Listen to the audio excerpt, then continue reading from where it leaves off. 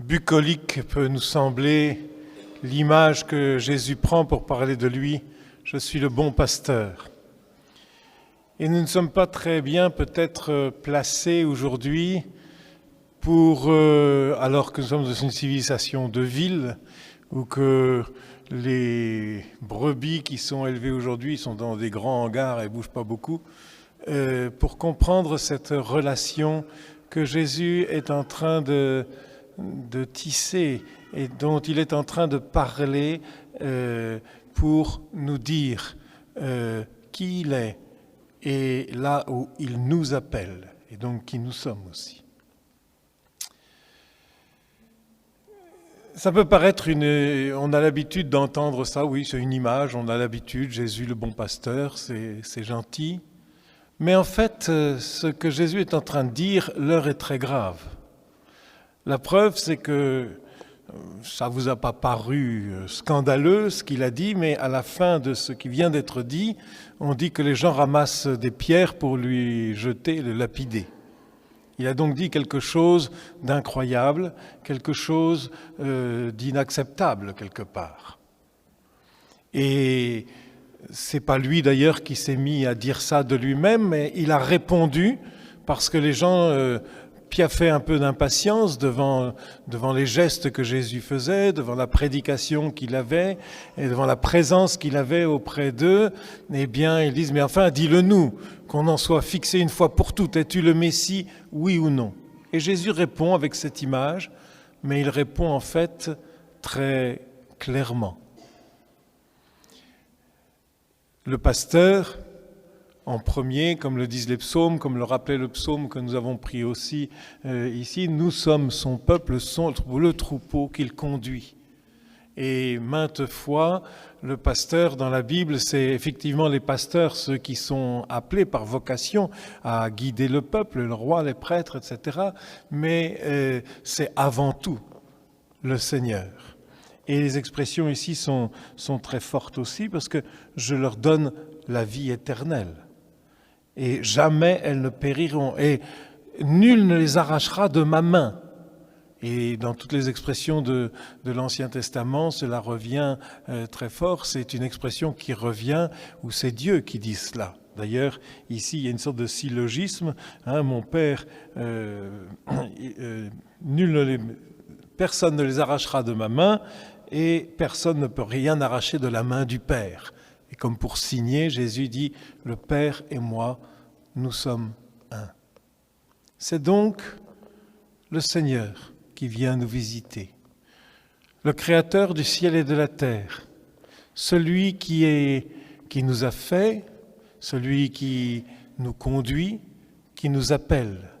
Et ce bon pasteur, il est donné justement dans la personne de Jésus pour nous mener, comme le dit ici, l'agneau sera leur pasteur pour les conduire vers les eaux de la source de la vie.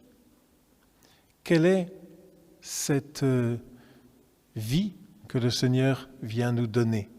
C'est cette grande promesse forgée dans l'histoire du peuple d'Israël, la terre promise, cette vie dans l'abondance de la vie qui nous est promise, à laquelle nous aspirons, mais laquelle nous partageons sous deux modes.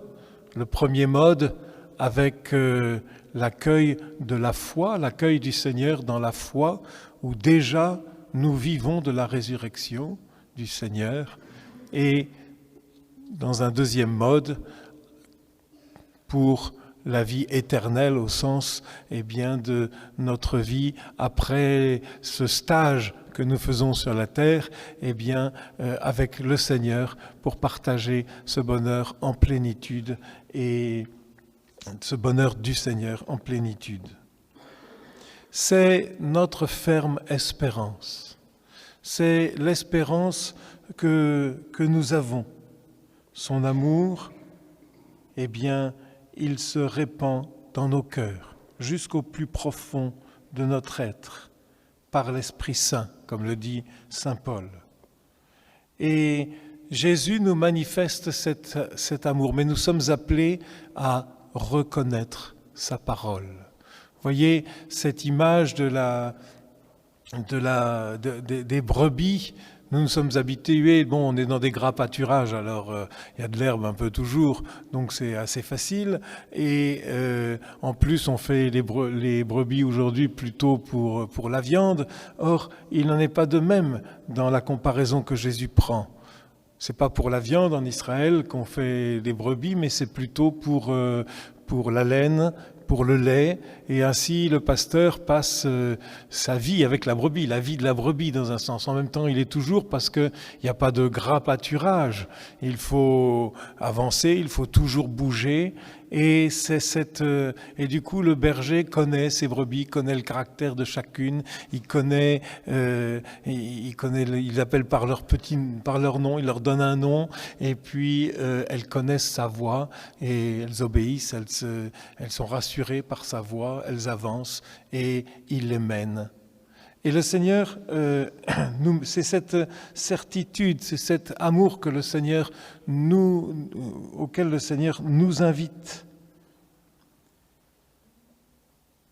Écoutez la voix du Seigneur, eh bien, cela est notre quotidien.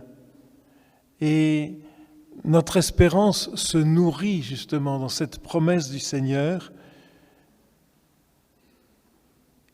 Mais cela est exigeant, cela nous demande une exigence forte pour dépasser la superficialité, pour nous donner courage et nous faire espérer dans le chemin de la vie, dans l'avenir, ouvrir des voies. Le Seigneur nous ouvre des voies et avec son amour, avec cette promesse qu'il nous fait des sources de la vie, nous sommes aussi appelés à ouvrir des voies nouvelles pour chaque homme, dans les profondeurs du cœur, dans la totalité de ce que nous sommes. Benoît XVI, dans le discours qu'il a fait justement pour ce dimanche, nous invite à nous enraciner en cette année de la foi, et bien dans cette foi qui est cette espérance, dans cet appui sur le Seigneur. Et voilà ce qu'il dit ensuite dans son discours. Comme il advint dans le cours de son existence terrestre, aujourd'hui encore, Jésus ressuscité marche au long des routes de notre vie et nous voit plonger dans nos activités, dans nos désirs, dans nos besoins. C'est justement dans le quotidien qu'il nous adresse sa parole. Il nous appelle à réaliser avec lui notre vie, lui le seul qui soit capable d'étancher cette soif de vie, cette soif d'espérance. Vivant dans la communauté des disciples qui est l'Église, il appelle à le suivre. Et cet appel nous rejoint. Il dit encore, « Viens, suis-moi ». Et nous avons à apprendre à écouter sa parole, à le suivre pour vivre dans ce quotidien avec le Seigneur. Que nous n'ayons pas de repos avant que le Seigneur soit dans notre quotidien, qu'il soit notre lumière. Ce n'est pas simplement la prière, une activité de temps en temps. L'écoute du Seigneur, c'est bien sûr nous prenons des temps de prière, bien sûr nous prenons des temps de lecture, de l'écriture, mais pour que notre vie, à chaque instant, soit illuminée, soit nourrie par cette source de vie qui est le Seigneur. Et Benoît XVI continue, le suivre signifie immerger sa propre volonté dans la volonté de Jésus, lui donner la priorité, lui donner la première place dans tout ce qui fait partie de notre vie, la première place dans la famille, la première place dans le travail, la première place dans les intérêts personnels, la première place en soi-même. Pour que nous vivions comme lui, Jésus vit, dans cette communion avec le Père, enracinés dans cet amour. Et cette communion de vie avec Jésus, eh bien, cette vie, ce lieu privilégié de cette vie, notre cœur, eh bien, où on fait cette expérience, rend notre vie libre et remplie. C'est pourquoi le Seigneur nous appelle tous à cette vie avec lui. Mais c'est pourquoi aussi le Seigneur aime appeler des hommes et des femmes dans la vie religieuse ou dans le sacerdoce pour accompagner, pour rentrer dans ce projet de Jésus, pour être au service de cette vie pleine et libre, pour aider les uns et les autres à avancer dans ce chemin, car nous savons bien, nous l'entendons dans le livre de l'Apocalypse, justement, qui retrace un peu comme les conditions de notre histoire, avec ces grandes luttes, et nous le voyons bien dans notre société aujourd'hui, c'est des grandes luttes qui dépassent d'ailleurs simplement les hommes, mais qui sont entre le bien et le mal, entre le Seigneur et les forces du mal. C'est un combat spirituel avant tout. Et ici, c'est qualifié dans le livre d'Apocalypse de la grande épreuve.